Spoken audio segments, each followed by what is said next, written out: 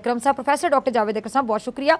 और साथ ही हमारे साथ मौजूद हैं पार्लिमानी सेक्रेटरी सेहत डॉक्टर नौशीन हामिद साहिबा। आप दोनों मेहमानों का बहुत शुक्रिया। डॉक्टर साहब, पहले मैं आपकी तरफ आना चाहूँगी। ये जो कोरोना से हम बात में उम्र के हिसाब से इजाफा हो रहा है, ठोस इकदाम से वैक्सीन की जो दस्तयाबी है और वैक्सीनेशन की तादाद वो मुसलसल बढ़ भी रही है, क्या हुकूमत ने आबादी का जो सबसे कमज़ोर हिस्सा है उसमें वैक्सीनेशन पर पूरी तवज्जो दी है? जी देखें, बिस्मिल्लाहिर्रहमानिर्रहीम। हुकूमत ने जो वैक्सीनेशन का प्लान बनाया था वो आपने देखा है कि उन्होंने जो सबसे वल्नरेबल सेगमेंट था हमारा पॉपुलेशन का, वो front line health care workers थे जो कि डायरेक्टली कोरोना पेशेंट से कांटेक्ट में होते थे। तो सबसे पहली प्रेफरेंस उनको दी गई थी। आपने देखा कि उनके लिए पहले रजिस्ट्रेशन खुली और पहले उन लोगों को वैक्सीनेशन हुई। उसके बाद फिर चूंकि पूरी दुनिया में जो मोर्टेलिटी रेट था, डेथ रेट जो था, वो सबसे ज़्यादा 60+ लोगों में पाया जाता था, तो इसीलिए पहले हम लोगों ने अपने 70+ और फिर 60+ की पॉपुलेशन को कवर किया। उसके बाद फिर आहिस्ता आहिस्ता ग्रेजुअली जो है हम नीचे एज ब्रैकेट्स पे आए हैं। तो ये हमारा वैक्सीनेशन प्लान भी बिल्कुल वही था जो पूरी दुनिया में जो डेवलप्ड कंट्रीज ने जो अडॉप्ट किया था। और मैं समझती हूँ कि तरीका भी यही होता है कि जो सबसे वल्नरेबल सेगमेंट होती है उनको प्रेफरेंस दी जाती है, और इसीलिए इस सीनियर सिटीजन्स को जो है वो बाकी एज ग्रुप्स के ऊपर प्रेफरेंस दी गई थी।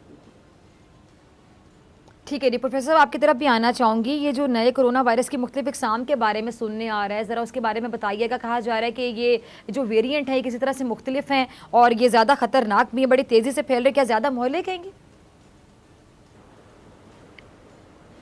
बहुत शुक्रिया जी। देखें, ये RNA वायरस है और बहुत बड़े साइज़ की वायरस है, और समझने वाली चीज़ है कि ये जब भी रैपिडली मल्टीप्लाई करेगी तो इसमें म्यूटेशन ज़रूर आएंगी। वायरस अपने आप को बचाने के लिए वो एक जानदार चीज़ है, वो अपनी साख्त बदलती रहती है, और ये RNA वायरस तो नोटोरियस है इसलिए।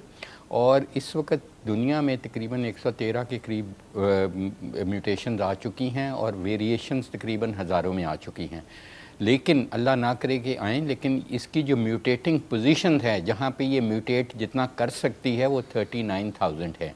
तो अभी भी उस शरह से बहुत कम म्यूटेशंस हुई हैं जो इस वक्त पाकिस्तान में। कल हमने एक स्टडी रिलीज़ किया, यूनिवर्सिटी ऑफ हेल्थ साइंसेज ने, बरतानिया के इश्तराक से ये की गई थी, दोनों मुल्कों के म्यूटेशंस देखी गई थी। तो इस वक्त हमारे पास तकरीबन 85% जो स्ट्रेन है पाकिस्तान में वो B117 है, जिसके अंदर 17 वेरिएशन हैं इसके RNA में और 2 म्यूटेशंस हैं।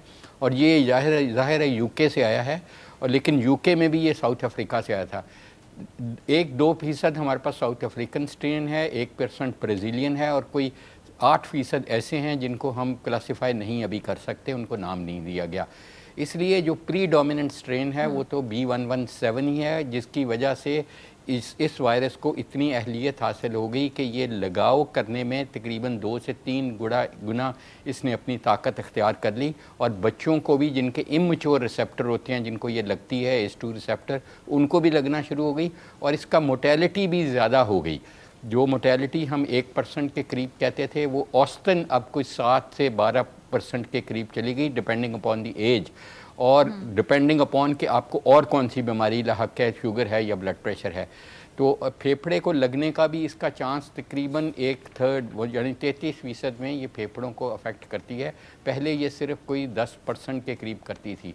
तो इसलिए ये वायरस बदल रही है। लेकिन अच्छी चीज़ ये है कि अभी तक जितनी भी वैक्सीन हमने यूज़ की और जो पाकिस्तान में अवेलेबल हैं, ये तमाम मुअस्सर हैं। शायद इस काम पे मुअस्सर नहीं है कि ये टोटली आपको बीमारी से रोक लें, लेकिन सीरियस बीमारी से रोकने से 100% मुअस्सर हैं हमारी अपनी तहकीक के मुताबिक। उसका मतलब ये है कि अगर खुदा न खास्ता ये आपको लगती भी है तो इस कदर डेंजरस नहीं होगी कि आपको ऑक्सीजन की ज़रूरत पड़े या वेंटिलेटर की, या आपकी डेथ हो जाए। तो ये एक बहुत अच्छी चीज़ है, और मेरा ख़्याल है इससे हमें फ़ायदा उठाते हुए जल्द अज जल्द लगवानी चाहिए। जो भी वैक्सीन आपको अवेलेबल है जल्द अज जल्द लगाएँ, जहाँ से भी अवेलेबल है गवर्नमेंट के जिस सेंटर से वो लगवाएँ, और एहतियात करते रहिए। सबसे बड़ा पैगाम यही होगा। ठीक है, ठीक है डॉक्टर साहब, ये बड़ी अच्छी बात कहते हैं प्रोफेसर, आपने भी सुनी। लेकिन हमारे यहाँ लोग ऐसे, जैसे कि पहले लोगों को यकीन दिलाया जा रहा था कि जी कोरोना नामी चीज़ एग्जिस्ट करती है, पूरी दुनिया कोरोना को इतना संजीदगी से ले रही थी, और हमारे लोग यहाँ कह रहे थे कि साजिश है और ये कोई प्रोपेगेंडा है, कोरोना तो है ही नहीं, आपको नज़र आए तो बताइएगा, किसी को लगे तो बताइएगा, आपके ख़ानदान में किसी को ऐसी बातें आप लोगों ने बल्कि ज़्यादा सुनी होंगी क्योंकि आप लोग फील्ड में हैं। अब ज़रा ये बताइएगा, जो वैक्सीन को लेकर प्रोपेगेंडा स्टार्ट हो गया कि जी वैक्सीन लगवाएंगे तो ये होगा, वैक्सीन लगवाएंगे तो वो होगा, मतलब ये चीज़ें फेस करनी जो पड़ती होंगी डॉक्टर्स को भी, जो बार बार पैगाम दे रहे हैं, जैसे आप लोग हैं, आप काम कर रहे हैं इस फील्ड में, तो आप लोगों को कितनी मुश्किलात का सामना करना पड़ता है? आज इस प्लेटफॉर्म से आप लोगों की कैसे रहनुमाई करेंगी कि वैक्सीन लगवानी बहुत ज़रूरी है? इस हवाले से कोई प्रोपेगेंडा नहीं है, कोई साजिश नहीं है। देखें जी, अनफॉर्चुनेटली हमारा मुल्क वो है जब आज पूरी दुनिया में पोलियो जो है वो ख़त्म हो गया है और एक वैक्सीन के थ्रू जो है वो पोलियो का वजूद है। तो आज पाकिस्तान वाहिद 2 ममालिक में, अफगानिस्तान और पाकिस्तान, जहाँ आज भी पोलियो का वजूद है और उसकी वजह यही है कि लोग पोलियो वैक्सीन के ऊपर उनका यकीन नहीं है और रिफ्यूज़ल रेट बहुत है और लोग बच्चों को छुपा लेते हैं और ये पोलियो की वैक्सीन नहीं दिलाते। दुनिया में देखिए आज तक जितनी भी वबाएं आई हैं, जैसे आप एक देख लें कि स्मॉल पॉक्स एक ऐसी बीमारी थी जो कि जानलेवा थी, मगर उसका खात्मा दुनिया से तब हुआ जब उसकी वैक्सीन बनी और वो वैक्सीन इस्तेमाल हुई। तो हमारे पास ये सारे एविडेंसेस मौजूद हैं कि इस किस्म की वबा का और कोई हल नहीं है सिवाय इसके कि वैक्सीन लगाई जाए। और ये वैक्सीन जो है, ये आपको डॉक्टर साहब, प्रोफेसर साहब ज़्यादा बेहतर बताएंगे कि ये एक इनएक्टिवेटेड फॉर्म ऑफ वायरस है। इसमें कोई ऐसी चीज़ नहीं है जो लोग कहते हैं कि जी हमारे कोई रिप्रोडक्टिव फंक्शन पे इफेक्ट होगा, ये कोई हार्मोन नहीं है, कुछ नहीं है। ये सिंपल एक इनएक्टिवेटेड वायरस है जो कि क़ुव्वत मुदाफ़ियत को बढ़ाता है इस वायरस के खिलाफ, मगर वो डिजीज़ कॉज नहीं करता। तो लोगों को ये समझने की ज़रूरत है कि ये बिल्कुल एक हार्म है जिसके फ़ायदे हैं, नुकसान इसका कोई भी नहीं है।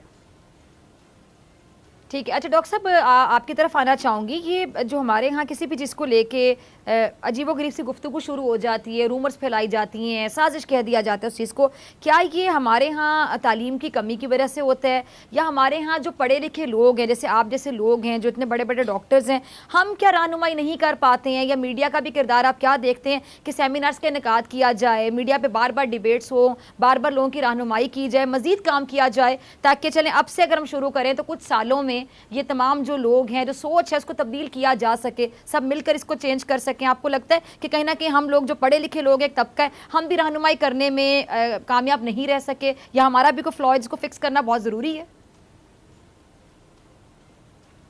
देखें फिजा, आपने और आपके चैनल ने और बाकी भी चैनलों ने जितना टाइम इस इशू को दिया, मेरा नहीं ख्याल कि जब से आप लोग वजूद में आए हैं किसी भी इशू को इतना टाइम दिया हो। और हम लोगों ने भी कोशिश की, हुकूमत भी बहुत कोशिश कर रही है, और मैं समझता हूँ कि इसी का नतीजा है कि इस वक्त पिछले कोई 5 दिन से, 1 हफ्ते से हमारा कुछ ईज़ आउट हुआ है। शायद हम कुछ जाने बचाने में कामयाब हुए हैं और अल्लाह करे ऐसा ही रहे। प्रॉब्लम ये है कि हम जब ये थोड़ा सा कम होती है तो मीडिया भी इसको ऐसे ही परसीव करता है और पब्लिक भी, जो कि आपने खुद कहा कि जो इतनी तालीम याफ्ता और शऊर नहीं रखती, वो भी ये परसीव करती है कि ये ख़त्म हो गई और एकदम हम अपना नियो नॉर्मल से नॉर्मल जाने की कोशिश करते हैं। मैं समझता हूँ कि हमें ये 4 या 5 साल ये ख्याल करना चाहिए कि ये कहीं जाने वाली नहीं है। बावजूद वैक्सीनेशन के, बावजूद हर्ड इम्यूनिटी के क्रिएट होने के, ये आउटब्रेक्स होती रहेंगी। चाहे कुछ ममालिक ने, चाहे इजराइल है, चाहे न्यूजीलैंड है, छोटे मुल्क हैं, उन्होंने हर्ड इम्यूनिटी क्रिएट करके अब नॉर्मल में चले गए हैं, लेकिन वो उस वक्त गए हैं जब उनकी 90% आबादी या 75% से अबव वैक्सीनेट एक्टिवली हो चुकी है। हमारा मुल्क दुनिया के बहुत बड़े मुल्कों में आता है आबादी के लिहाज से, इसलिए हमें सब्र करना पड़ेगा। अदरवाइज़ हम ख्वाहिशात की अगर कुर्बानी नहीं देंगे तो जानों की कुर्बानी दी जाएगी। और मेरा ख्याल है कि हमें न्यू नॉर्मल में रहना, फिज़िकली, मेंटली और साइकोलॉजिकली और फाइनेंशियली अपना सर्वाइव करना है। इसलिए ये सब समझ लेना चाहिए कि ये सब्र आज़मा चीज़ है और हमें सब्र का दामन हाथ से नहीं छोड़ना चाहिए, बिकॉज स्टेक बहुत बड़ी है, स्टेक ह्यूमन लाइफ है, और जिसने एक ज़िंदगी बचाई उसने इंसानियत बचा ली। इसलिए मीडिया की भी जो पॉलिसी होनी चाहिए वो ये नहीं होनी चाहिए कि जब ये एस्केलेट होती है, जब हेडलाइंस बनती हैं तो मीडिया इस पर प्रोग्राम्स करता है, जब ये थोड़ी सी कम होगी मीडिया भी भूल जाएगा, अवाम भी भूल जाएगी, क्योंकि अवाम बहुत ज़्यादा हमारी इफ़ेक्ट होती है हमारे बहुत ज़्यादा वाइब्रेंट मीडिया से, स्पेशली आप जैसे एंकर से। तो इसलिए इसको एक सस्टेन्ड पॉलिसी के तौर पे रखना चाहिए। हमें अवाम को ये शऊर देते रहना चाहिए, वरना अवाम हमारी अनफॉर्चुनेटली इशू बेस्ड रिएक्शन है। थोड़ा सा कोई इशू आता है तो उस पर रिएक्ट करते हैं, फिर वो भी बहुत जल्दी, बहुत छोटी मेमोरी है हम लोगों की, तो इसलिए वो भी भूल जाते हैं। तो इसलिए मीडिया को कॉन्स्टेंटली एक पैगाम और रबिन करना पड़ेगा और अच्छे मुवस्सर पैगामात आपके ड्रामास के ज़रिए, आपकी एक पूरी कैंपेन चलनी चाहिए हुकूमत के साथ, डॉक्टरों के साथ मिलके मीडिया की, ताकि वो देखें कि अगले 4 साल हमने किस तरह सर्वाइव कराना है और किस तरह ज़्यादा कामयाब होना है, ज़्यादा से ज़्यादा ज़िंदगियाँ बचाने में। ठीक है। अच्छा डॉक्टर साहब आपकी तरफ आना चाहूँगी। वज़ीर-ए-आज़म साहब ने भी कहा है कि जी हमारी बातचीत जारी कि पाकिस्तान के अंदर भी वैक्सीन बनाई जाए और इंशाल्लाह पाकिस्तान में वैक्सीन बनाने से मुतालिक खुशखबरी देंगे, तो ये खुशखबरी कब तक मिल सकती है पाकिस्तानी अवाम को? देखें जी, इस वक्त जो कैंसिनो बायो की वैक्सीन है जिसके ट्रायल्स प्रोफेसर साहब ने अपने UHS में एग्री किए थे, वो वैक्सीन का जो रॉ मटेरियल है, जो कॉन्सेंट्रेट है, वो पाकिस्तान पहुंच चुका हुआ है। चाइनीज़ टीम जो है एक्सपर्ट्स की, वो भी पाकिस्तान में मौजूद है और उसका पहला बैच जो है उसकी प्रोडक्शन हो रही है और ऑलरेडी ये वैक्सीन जो है इसका यहाँ पे फॉर्मुलेशन और इसकी पैकेजिंग जो है वो शुरू हो चुकी हुई है और इंशाल्लाह ताला हमें उम्मीद है कि इस महीने के आखिर में मई में हम ये पाकिस्तान में पैकेज हुई हुई जो वैक्सीन है वो लोगों को लगनी भी शुरू हो जाएगी। तो ऑलरेडी इसका प्रोसेस NIH इस्लामाबाद में शुरू हो चुका है और जो ज़रूरी मशीनरी थी वो भी आ गई हुई है। जो चाइनीज़ टीम पहला बैच जो है वो अपनी सुपरविजन में बना रही है और इस वक्त उसके जो ट्रायल्स हैं उसकी एफिकेसी को देखने के लिए और उसकी सेफ्टी को वो किस तरह का बैच बने, वो ट्रायल्स इस वक्त उसकी टेस्टिंग हो रही है और इंशाल्लाह ताला वो जैसे ही अप्रूव होता है तो ये लोगों पर इस्तेमाल होनी शुरू हो जाएगी। तो ऑलरेडी वैक्सीन बनने का मरहला जो है पाकिस्तान में हो चुका है। ठीक, इंशाल्लाह। अच्छा डॉक्टर साहब, ये भारत के हालात आपके सामने है। भारत हमारा पड़ोसी मुल्क है और वहाँ सड़कों पे आपने देखा होगा लोग मर रहे हैं, हॉस्पिटल्स में वहाँ पे ऑक्सीजन है नहीं, ऑक्सीजन की कमी का सामना है। अल्लाह ना करे भारत जैसे हालात पाकिस्तान में हो, लेकिन अगर खुदा ना ख्वास्ता वो हालात पाकिस्तान में होते हैं, अल्लाह ना करे, तो कोई बैकअप प्लान तैयार है? हमारे यहाँ हॉस्पिटल्स में क्या सिचुएशन आप देखते हैं? और आप बहुत सीनियर डॉक्टर हैं, प्रोफेसर साहब हैं और आपने बहुत जगहों पर काम किया है, आपका बहुत एक्सपीरियंस है पाकिस्तान में, तो आप बाकी तमाम हॉस्पिटल्स की सिचुएशन के हवाले से अगर आगाह करना चाहें, फिर डॉक्टर साहब आपसे भी मैं यही सवाल पूछूंगी। देखिए फिजा, 3 करोड़ लोग अफेक्ट हुए भारत में और 3 लाख कीमती जानें चली गई और मेरे ख्याल में ये उनकी हुकूमत की पैथेटिक रिस्पांस थी। एक जरीदा है हमारा बहुत मशहूर लांसेट जो UK से निकलता है और मैं भी उसमें बहुत लिखता हूँ और अगर वो इसी 2 दिन पहले का आप पढ़ लें शुमारा, तो उसमें उन्होंने बहुत अच्छा एनालिसिस किया है भारत की गवर्नमेंट के रिस्पांस का। वो उन्होंने बहुत जल्द ये कंक्लूड कर लिया और पब्लिक को कह दिया कि हमने और एक फॉल्स स्टेटमेंट मोदी ने दी कि हमने हर्ड इम्यूनिटी क्रिएट कर दी है हमने, क्योंकि वो एक खुद बनाते हैं वैक्सीन, उनका सिर्फ एक जो सीरम इंस्टीट्यूट है वही 30 लाख डोजेस डेली बनाता है, लेकिन वो एक बहुत बड़ा मुल्क है और उनका तो हमारे उनका एक जो प्रोविंस है उस जितना हमारा मुल्क है, तो इसलिए उनको तो बहुत केयरफुल होना चाहिए था। फिर उन्होंने खुद जलसे करने शुरू कर दिए 5-5 लाख लोगों के बंगाल में और जहाँ जहाँ इलेक्शन हो रहे थे। फिर उनके जो खुद फेस्टिवल और ये जो मजहबी फेस्टिवल थे उधर 3-3 करोड़ लोग इकट्ठे हुए, फिर उनके किसान रोडों पे निकल आए। मेरा ख्याल है यहाँ पे हमें अपनी हुकूमत को खराज तहसीन पेश करना चाहिए कि जिस तरीके से हुकूमत ने इसको प्री मैच्योरली कोई ऐसा ऐलान नहीं किया और बड़े अच्छे तरीके से हमने रिस्पॉन्स की और मीडिया ने हमारा बहुत साथ दिया। बल्कि हमारी हुकूमत ने अवाम को भी हमें क्रेडिट देना चाहिए। हुकूमत ने तो बार बार आगाह किया और बार बार क्या प्लीज SOPs पर अमल करें, प्लीज अमल करें। एब्सोल्युटली जी हाँ, तो यही इनको सीखना चाहिए ना मोदी एंड कंपनी को, हमारी हुकूमत से। अल्लाह करे कि वो सीखें, क्योंकि वो भी हमारे बहन भाई हैं, उधर भी मुसलमान भी हैं, हिंदू और ईसाई भी हमारे बहन भाई हैं, उनकी जानें भी हमारे लिए बहुत बहुत करीब हैं। बिल्कुल बिल्कुल। हमारे यहाँ तो आपने देखा है कि हमारे यहाँ तो इतना इंसानियत का जज्बा है कि फैसल ईदी साहब को भी आपने गुफ्तगू करते हुए सुना होगा और बर्नी साहब को भी, कि वो तो बाकायदा उनकी मदद करने के लिए उनको पेशकश कर रहे हैं, क्योंकि इंसानियत मेरे ख्याल से पहले आती है, फिर बाद में हम देखेंगे हमारे रिवायती हरीफ हैं और बड़ा अच्छा पैगाम है जो पाकिस्तान की जानिब से जा रहा है। डॉक्टर साहब आपकी तरफ भी आना चाहूँगी। डॉक्टर साहब अगर मैं गलत नहीं हूँ तो लास्ट टाइम आप मेरे साथ प्रोग्राम में थे, डॉक्टर जावेद अकरम साहब, और आपने कहा था कि भारत में जो सिचुएशन होती है तो फॉर्चुनेटली कह लें अनफॉर्चुनेटली कह लें कि वो 3 3-4 हफ्ते के बाद हमारे यहाँ भी हो जाती है। तो उस सवाल को मैं मद्देनजर रखते हुए आपसे सवाल पूछ रही थी, लेकिन डॉक्टर साहब ने बड़ा क्लियर कर दिया कि वहाँ पे उन्होंने जो हुकूमत की जो अपनी पॉलिसी थी उन्होंने बड़ा इजी ले लिया, जल्द से भी हो रहे हैं, और उन्होंने फिर हर्ड इम्यूनिटी वाली जो झूठी एक फॉल्स स्टेटमेंट दे दी नरेंद्र मोदी ने, इस वजह से वहाँ पे ज़्यादा फैला। यानी अब हम इस खतरे को महसूस ना करें कि भारत में जो सिचुएशन होती है किसी भी बीमारी को लेकर, वबा को लेकर खासतौर पर, तो पाकिस्तान में भी 4 से 5 हफ्ते बाद वो सिचुएशन हो सकती है। जी डॉक्टर साहिबा।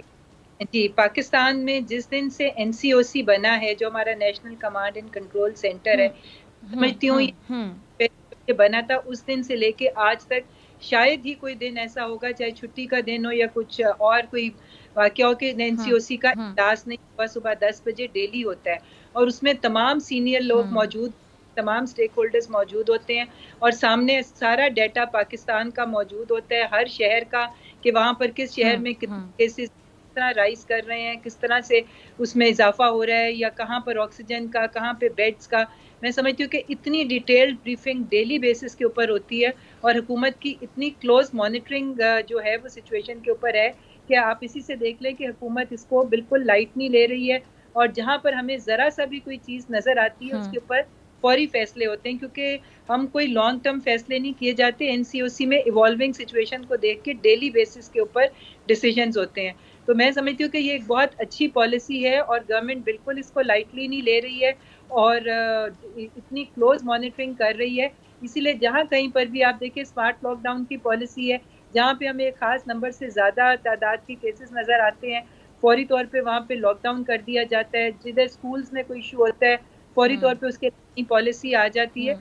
तो गवर्नमेंट बिल्कुल ऑन द टोर, और बाकी ये कि बस अगर अवाम जिम्मेदारी का सबूत दे तो इंशाल्लाह ताला हम इस सिचुएशन में से निकल सकते हैं। ठीक है डॉक्टर साहब, आखिरी मेरे ख्याल से 2 मिनट हैं, तो आपका मैं लास्ट कमेंट भी चाहूँगी डॉक्टर साहब। और साथ ही ये जिस डॉक्टर साहब ने बड़ी अच्छी बात की कि अगर SOPs को फॉलो किया जाए और अगर आवाम भी ताउन करे, साथ ही साथ मैं कहना चाहूँगी कि अगर वैक्सीनेशन को भी सीरियस लिया जाए, उस हवाले से जो ये साजिश और ये रूमर जो कॉन्सेप्ट है, ये रूमर्स फैलाई जाती हैं, उसको साइड पर रखते हुए वैक्सीनेशन करवाई जाए, इस अमल से गुजरा जाए, तो आप उम्मीद करते हैं कि इंशाल्लाह कुछ वक्त में हम काबू पा सकते हैं? देखें विज़ा, हमने तकरीबन 3 वैक्सीन्स का ट्रायल ख़त्म कर रहे हैं और तकरीबन 35,000 लोगों का कर बैठे हैं, और हमें बिल्कुल 100% किसी एक भी इंसान में कोई ऐसे सीरियस एडवर्स इवेंट नहीं आए, किसी की जान नहीं गई। तो ये जैसे डॉक्टर नशीन हामिद साहबा ने कहा बिल्कुल सही है कि ये एब्सोल्युटली सेफ़ है, और बल्कि मरी हुई वैक्सीन का भी एक यूनिट हम ले रहे हैं, सब यूनिट ले रहे हैं, यूजुअली सब यूनिट वैक्सीन हैं, या कोई ऐसी वायरस यूज़ की गई है जिससे बीमारी होती नहीं है, या एक मैसेंजर को यूज़ किया गया है, तो इसलिए इसका तो सवाल नहीं पैदा होता कि वैक्सीन से कोई मुज़र असरात हों। वैक्सीन कोई भी 100% इफेक्टिव अभी तक नहीं ईजाद हुई। वैक्सीन आप इसलिए लगवाते हैं कि आपको सीरियस बीमारी रोकेगी, और दूसरा ये है कि आप वैक्सीन इसलिए ज़रूर लगाएं अपनी खातर, अपनी जान बचाने की खातर, लेकिन लोगों की भी जान बचाने की खातर, मुल्क को बचाने के लिए, इंसानियत को बचाने के लिए।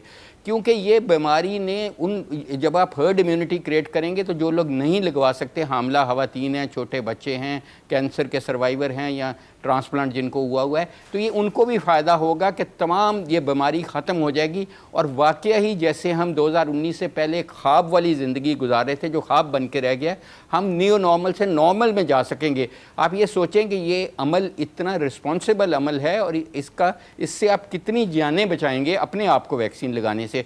इसलिए इससे बिल्कुल गुरेज नहीं करें, और कोई भी वैक्सीन इस शशोपंज में भी ना पड़ें, और बिल्कुल एंटीबॉडीज़ ना कराएं। आपकी हुकूमत आपको मुफ्त वैक्सीन लगा रही है, आप एंटीबॉडी से 4 गुना ज़्यादा पैसे जाके खर्च रहे हैं, उसका कोई फ़ायदा नहीं है उस तमाशा करने का। आप वैक्सीन लगवाएं और पूरा कोर्स करें। और मैं यहाँ वॉर्न करता चलूँ, कोई भी वैक्सीन अभी ऐसी नहीं है। देखें UK ने वैक्सीन लगाई 2 मैसेंजर RNA वैक्सीन, उन्होंने फाइज़र की लगाई, अब उन्होंने रियलाइज़ किया है कि एक बूस्टर डोज और लगानी पड़ेगी, तो 6 माह बाद एक और बूस्टर डोज लगा रहे हैं। इसलिए मैं समझता हूं कि हमें अगले 4 साल कोई ना कोई बूस्टिंग करती रहनी पड़ेगी, और इस पे वक्त और पैसा नहीं ज़ाया करें एंटीबॉडी टेस्टिंग पे। आप वैक्सीन ज़्यादा लगवाएं और अपने तमाम घर वालों को, नौकर चाकर ड्राइवर सबको लगवाएं, ताकि एक हर्ड इम्यूनिटी क्रिएट हो सके। ठीक है जी, बहुत शुक्रिया दोनों मेहमानों का। इसी के साथ डॉक्टर फ़िज़ा अकबर खान इजाज़त, आपसे मुलाकात होगी इंशाल्लाह कल सेम टाइम सेम चैनल, अगर ज़िंदगी ने वफ़ा की। दुआओं में याद रखिएगा अपना, अपने प्यारों का बहुत ख्याल रखिएगा। अल्लाह निगहबान।